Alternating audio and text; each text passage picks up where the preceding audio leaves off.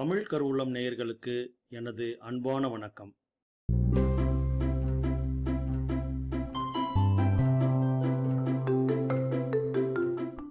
இந்த பதிவில் எப்படி விண்டோஸ் ஆப்ரேட்டிங் சிஸ்டத்தில் தமிழில் டைப் பண்ணுறது அப்படிங்கிறத பார்க்கலாம். பதிவுக்கு போகிறதுக்கு முன்னாடி நீங்கள் தமிழ் கருவூலம் அலைவரிசை உறுப்பினராக இதுவரைக்கும் ஆகலைன்னா அந்த உறுப்பினர் பொத்தானையும் மணியையும் சொடுக்கி விட்டுருங்க.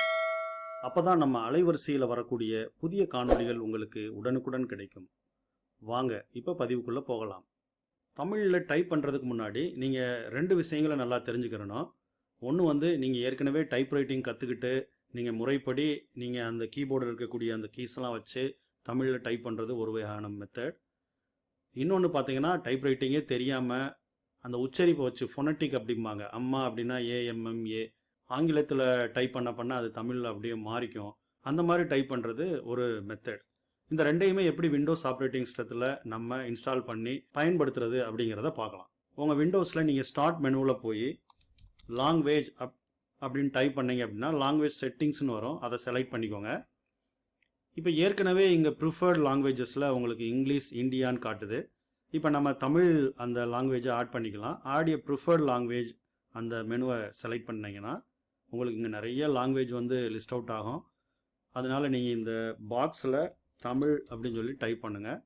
தமிழ் இந்தியா, தமிழ் இலங்கை அப்படின்னு சொல்லி ரெண்டு வருது. நான் இப்போ தமிழ் இந்தியாவை செலக்ட் பண்ணிவிட்டு நெக்ஸ்ட் கொடுக்குறேன். லாங்குவேஜ் பேக் அப்படின்னா ஒரு சில சப்போர்ட்டிங் பேக்கேஜ்லாம் அவங்க இன்ஸ்டால் பண்ணுவாங்க. டெக்ஸ்ட் டு ஸ்பீச் அப்படின்னா நீங்கள் தமிழில் எழுதுனீங்க அப்படின்னா, அதாவது டெக்ஸ்ட்டாக இருந்துச்சு அப்படின்னா இந்த ஆப்ஷனை செலக்ட் பண்ணும்போது அது பேசி காட்டும். அதுதான் டெக்ஸ்ட் டு ஸ்பீச் அப்படிங்கிறது. இது ரெண்டையும் சூஸ் பண்ணிவிட்டு இப்போ இன்ஸ்டால் கொடுத்துடலாம். இப்போ இன்ஸ்டால் ஆகிட்டுருக்கு. இப்போ இன்ஸ்டால் ஆகி முடித்த உடனே நீங்கள் உங்களோட டாஸ்க் பாரில் இங்கே வலது பக்கத்தில் கீழே பார்த்தீங்க அப்படின்னா இஎன்ஜின் டிஃபால்ட்டாக இருக்கும். அதை நீங்கள் செலக்ட் பண்ணீங்க அப்படின்னா தமிழ் 99 கீபோர்டு அப்படின்னு வரும். இதோட மீனிங் என்னென்னா, உங்களுக்கு டைப் ரைட்டிங் தெரிஞ்சிருந்தா, அதாவது தமிழ் டைப் ரைட்டிங் தெரிஞ்சிருந்தா நீங்கள் இந்த கீபோர்டு ஆப்ஷனை யூஸ் பண்ணி இப்போ தமிழ் 99 செலக்ட் பண்ணிக்கலாம். இங்கே பாருங்கள் தான் வந்துருச்சு. இப்போ நம்ம டைப் பண்ண ஆரம்பிக்கலாம். எனக்கு தமிழ் டைப் ரைட்டிங் தெரியாது, அதனால் நான் ரேண்டமாக டைப் பண்ணுறேன். உங்களுக்கு தெரிஞ்சிச்சுன்னா இது ரொம்ப பயனுள்ளதாக இருக்கும். இப்போ எனக்கு தமிழ் டைப் ரைட்டிங் தெரியாது இல்லைங்களா, அப்போ நான் ஃபோனட்டிக்ஸை வச்சு தான் டைப் பண்ணணும்னு விரும்புகிறேன். அதுக்கு நீங்கள் என்ன பண்ணணும் அப்படின்னா, இங்கே இந்த டாஸ்க் பாரில் போய் லாங்குவேஜ் ப்ரிஃபரன்சஸை நீங்கள் செலக்ட் பண்ணிக்கோங்க.